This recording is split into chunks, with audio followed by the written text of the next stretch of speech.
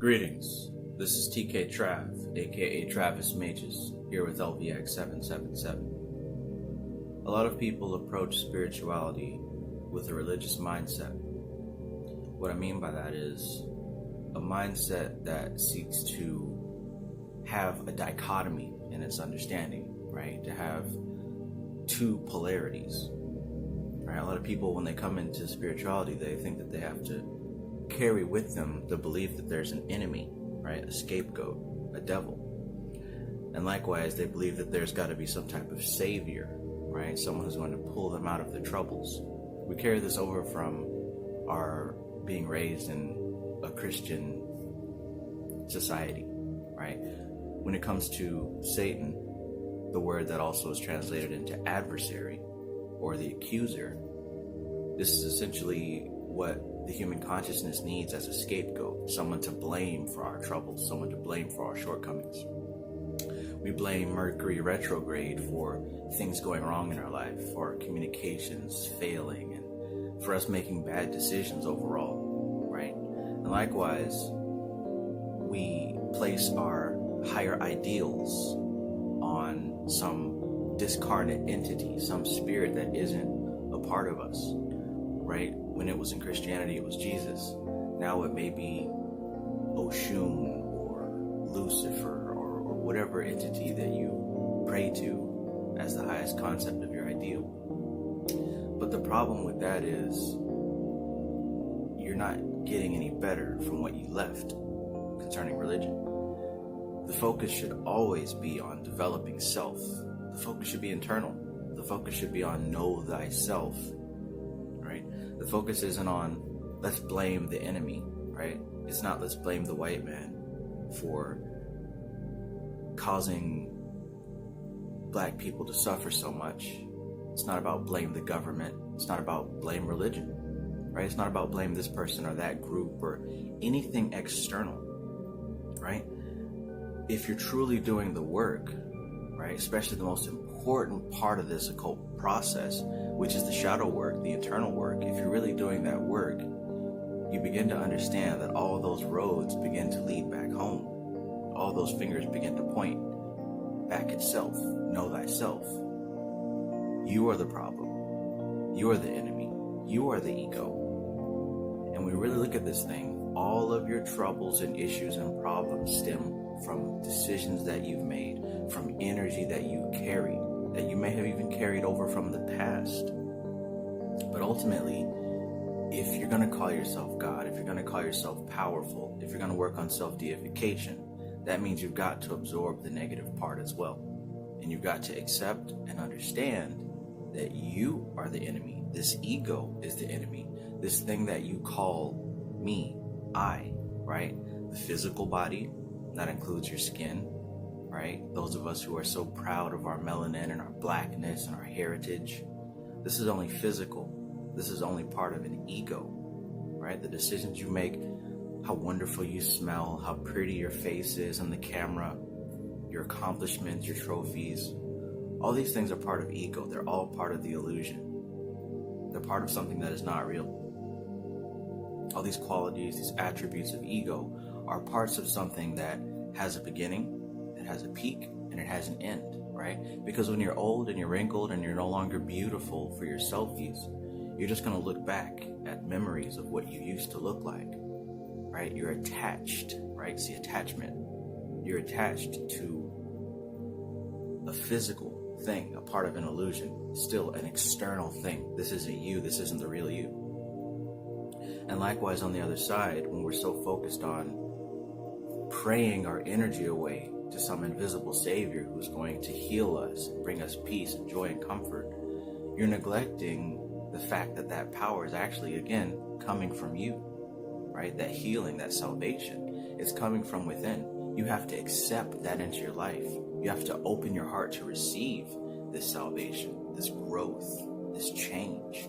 It's not coming from an outside source, right? We're not praying to God to make things happen. What we're doing is we're commanding reality to react, as opposed to allowing reality to cause us to react. Because you're either one of two roles. You're either in a reactionary role or you're in a proactionary role. You're either the cause or you're the effect. You're either the scientist or you're the experiment. You're one or the other. You're not both, right? So there's a lot of things that are going on in the spiritual community, and a lot of people take pride in certain things, and we take an ego attachment to certain things. But understand that if you really follow down this path, you're still on the path of illusion and self-delusion. Anything that is attached to ego, anything that makes you feel good, anything that pleases the five senses, anything that gives your ego something to stand on is still part of the illusion. It isn't about how you look. It isn't about your race. It really isn't. It isn't about any of that stuff. It's about the work that you're doing. It's about the lessons that you're learning. It's about, are you really paying attention to the dance of force and form, right? Of how this universe truly operates. Are you really getting control of your mind? Are you producing results, right? Are you able to see an improvement in your behavior and your thought patterns? And are you able to backtrack and reverse engineer so that you can replicate that process? Because it's not really science if you're not able to do it over and over again on purpose. That's the difference. A lot of times we get swayed away by words and conversations and concepts that sound good, that sound cool on a YouTube video, but it's powerless because we can't actually use it. So this is just something to consider in your daily walk. Are you being swept away by something that tantalizes the ego, something that makes the five senses feel good, right? I'm a god, I'm a goddess, I'm black and beautiful, I got melanin, so I'm great. All those things are ego. They mean nothing. They're just words. That's not something that you can actually use. But what you can actually use is the concept that, maybe all the problems that I'm having in my life are due to my thought patterns. And maybe if I pay attention to when I'm reacting to some outside stimulus and I correct that behavior and put myself in a proactive mode, maybe I can change how I act in the future. Maybe I can change how I act in the now. Maybe if I pay attention to my thoughts, I can keep track of when I'm starting to veer off into a negative spiral of depression, of powerlessness. Maybe I can pay attention to when I'm starting to have self-defeating thoughts. Oh, I can't do this. Oh, I'm not qualified. I'm not good enough. No one cares. I'll never be able to do that. These are all thoughts that happen automatically in the background, and they stem from frameworks that we've set up, mental frameworks, emotional frameworks that we've set up in the past, right? And these are all things that we jumble together and cast off onto the scapegoat that we call the enemy. If it was Christianity, we call it the devil. Nowadays, we call it Mercury retrograde, whatever. The point I'm making is,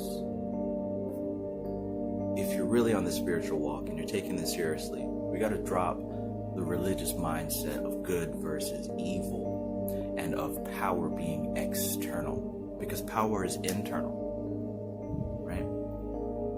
It's about being compassionate with yourself and with your growth. You got to accept that, yes, you are the source of your problems, but guess what? You also got to accept that you're the source of the solution. You're the source of your power. You're the source of all of it. There is no left-hand path or right-hand path. There's only the path. So let's stop the separation. Let's stop the self-delusion, because it's self-delusion. And let's get to work. There's plenty of work to do, so much work to do. And there's actual power to be had, actual psychic abilities to be developed, actual spirit communications that can be achieved, actual levels of consciousness to where you can see outside of this mental prison, this social prison that us human beings have constructed for ourselves. You don't have to be a victim of it anymore. But in order to get to the higher levels of perception, you got to start down here.